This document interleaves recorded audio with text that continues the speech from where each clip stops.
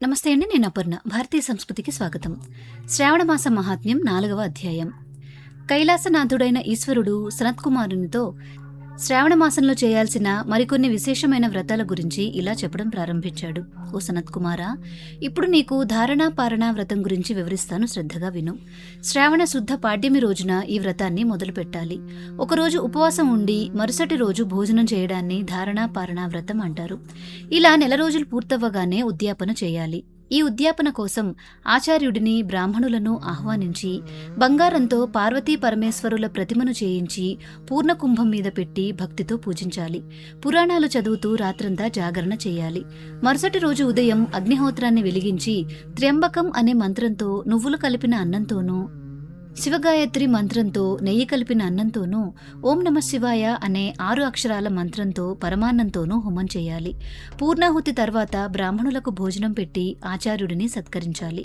ఓ మహానుభావ, ఇలా చేస్తే బ్రహ్మహత్య లాంటి ఘోరమైన పాపాలు కూడా నశిస్తాయి. ఇక శ్రావణ మాసంలో నెల రోజులు ఉపవాసం ఉండే విధానం గురించి చెబుతాను, విను. మగవాళ్లైనా ఆడవాళ్లైనా సరే శ్రావణ శుద్ధ పాడ్యమి నాడు ఉదయాన్నే స్థిరమైన మనస్సుతో సంకల్పం చేసుకుని ఈ వ్రతం మొదలుపెట్టాలి. నెలపాటు ఉపవాసం ఉండి అమావాస్య రోజున లోకాలకు మేలు చేసే ఈశ్వరుడిని 16 ఉపచారాలతో పూజించాలి. భక్తితో బ్రాహ్మణులకు వస్త్రాలు ఆభరణాలు దానమిచ్చి వాళ్లకు భోజనం పెడితే నాకు అత్యంత ప్రీతి కలుగుతుంది. సనత్కుమారా, ఇప్పుడు జనులందరి కోరికలు నెరవేర్చే అత్యంత మహాపుణ్యమైన రుద్రవర్తి వ్రతం చెబుతాను, విను. పత్తిదారంతో 11 వత్తులను చేసి వాటితో నాకు హారతి ఇస్తే ఎంతో సంతోషిస్తాను. ఇక శ్రావణమాసం మొదటి రోజున ఈ శ్రావణమాసంలో 1,00,000 వత్తులతో నీకు హారతి ఇస్తున్నాను అని మనసులో సంకల్పించుకోవాలి. ప్రతిరోజు 1000 వత్తులతో హారతి ఇస్తూ చివరి రోజున 71,000 వత్తులతో హారతివ్వాలి. లేదా రోజు 3,000 వత్తులు వెలిగిస్తూ చివరి రోజు 13,000 వత్తులు వెలిగించవచ్చు. అది కుదరకపోతే 1,00,000 వత్తులను ఆవు నెయ్యిలో బాగా తడిపి ఏదో ఒక్క రోజున భక్తితో నా ముందు వెలిగించవచ్చు. ఇలా చేయడం వలన కైలాస ప్రాప్తి కలుగుతుంది అని చెప్పాడు. పరమశివుని మాటలు విన్న సనత్కుమారుడు, ఓ దేవదేవ జగన్నాథ, ఈ రుద్రవర్తి వ్రతం యొక్క గొప్పదనం వింటుంటే ఎంతో ఆనందంగా ఉంది. పూర్వం ఈ వ్రతాన్ని ఎవరు చేశారు, దాని వెనుక ఉన్న కథ ఏమిటో నాకు వివరించండి స్వామి అని అడిగాడు. అందుకు శివుడు చిరునవ్వుతో ఇలా చెప్పాడు. ఓ మునీశ్వర, ఈ రుద్రవర్తి వ్రతానికి సమానమైన వ్రతం 3 లోకాల్లో ఎక్కడా లేదు. ఇది సమస్త కష్టాలను పోగొట్టి పిల్లా పాపలతో వృద్ధినిచ్చే గొప్ప వ్రతం. దీని వెనుక ఉన్న ఒక పాత కథను చెబుతాను, విను.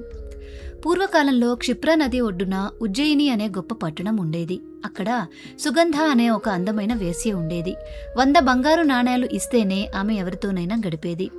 ఎంతో మంది రాజులను రాకుమారులను తన వలపు మాటలతో బంధించి వాళ్ల దగ్గర ఉన్న డబ్బంతా తీసుకుని వాళ్లను దరిద్రులను చేసి అవమానించి గెంటేసేది. నాట్యంలో సాక్షాత్తు ఆ రంభను సైతం ఓడించగల నేర్పు ఆమె సొంతం.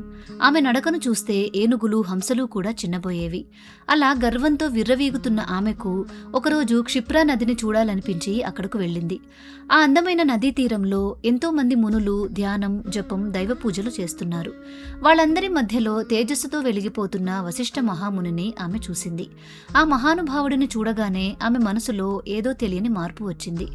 ఇన్నాళ్లు తాను అనుభవించిన భోగాల మీద విరక్తి పుట్టింది. కన్నీళ్లతో వెళ్లి ఆ మునీశ్వరుని పాదాల మీద పడి, ఓ బ్రాహ్మణోత్తమా, నేను నా జీవితంలో ఎన్నో ఘోరమైన పాపాలు చేశాను. ఆ పాపాలన్నీ నశించే ఉపాయం చెప్పి నన్ను ఉద్ధరించండి ప్రభు అని వేడుకుంది. దీనురాలైన ఆమెను చూసి జాలిపడిన వశిష్ఠుడు, అమ్మా, నీవు వెంటనే కాశీపట్నానికి వెళ్ళు. అక్కడ పరమశివుడికి అత్యంత ఇష్టమైన ఈ రుద్రవర్తి వ్రతం ఆచరించు. దానివల్ల నీ పాపాలన్నీ తొలగిపోయి ఉత్తమ గతులు ప్రాప్తిస్తాయి అని ఉపదేశించాడు.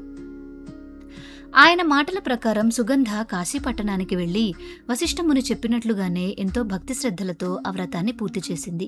ఆ వ్రత మహిమ వల్ల ఆమె తన శరీరంతో పాటే వెళ్లి సాక్షాత్తు ఆ కాశీ విశ్వేశ్వరుని శివలింగంలో ఐక్యమైపోయింది. ఈ రుద్రవర్తి వ్రతం పూర్తయ్యాక తమ శక్తి మేరకు బంగారంతో శివపార్వతులను, వెండితో నంది ప్రతిమను చేయించి ఒక కలశంలో పెట్టి రాత్రంతా జాగరణ చేయాలి.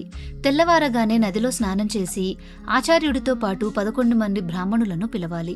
రుద్ర సూక్తం, గాయత్రి మంత్రాలతో 1000 సార్లు పరమాన్నం, మారేడు దళాలతో హోమం చేయాలి. పూర్ణాహుతి సమర్పించిన తరువాత ఆ బ్రాహ్మణులకు వాళ్ల భార్యలతో సహా భోజనం పెట్టాలి. ఆ తరువాత దేవుడిని ప్రతిష్ఠించిన ఆ మండపాన్ని మొత్తం ఆచార్యుడికి దానమివ్వాలి. ఇలా చేసిన వాళ్లకు ఏకంగా అశ్వమేధ యాగం చేసినంత పుణ్యం దక్కుతుంది అని పరమశివుడు సనత్కుమారునికి వివరించాడు. ఇక్కడితో ధారణాపారణ వ్రతం, మాసోపవాస వ్రతం, రుద్రవర్తి కథను వివరించే 4వ అధ్యాయం పూర్తయింది. శ్రావణ మాసంలో ఈ పుణ్యకథలు వినడం వలన మనసుకు ఎంతో ఆత్మశాంతి, ఇంటికి అష్టైశ్వర్యాలు కలుగుతాయి. ఈనాటి అధ్యాయం మీ ఇంట ఆనందాన్ని నింపాలని, కష్టాలన్నీ దూరం అవ్వాలని ఆశిస్తున్నాను. రేపు మరో అద్భుతమైన అధ్యాయంతో మీ ముందుకు వస్తాను. అంతవరకు మన ఛానల్ని సబ్స్క్రైబ్ చేసుకుని బెల్ ఐకాన్ని యాక్టివేట్ చేసుకోండి. ఈ మంచి విషయాలను మీ బంధుమిత్రులందరికీ షేర్ చేసి కామెంట్స్లో హరహర మహాదేవ అని రాయండి. మన ఛానల్ తాలూకు రెగ్యులర్ అప్డేట్స్ మిస్ అవ్వకూడదు అనుకుంటే డిస్క్రిప్షన్లోని వాట్సాప్ ఛానల్ని ఫాలో అవ్వండి. అలాగే మరిన్ని పురాణాలు, స్తోత్ర పఠనాల కోసం bharatisamskruti.net అనే మన వెబ్సైట్ను విజిట్ చేయడం మర్చిపోకండి. తిరిగి రేపటి అధ్యాయంలో మళ్ళీ కలుసుకుందాం. నమస్కారం.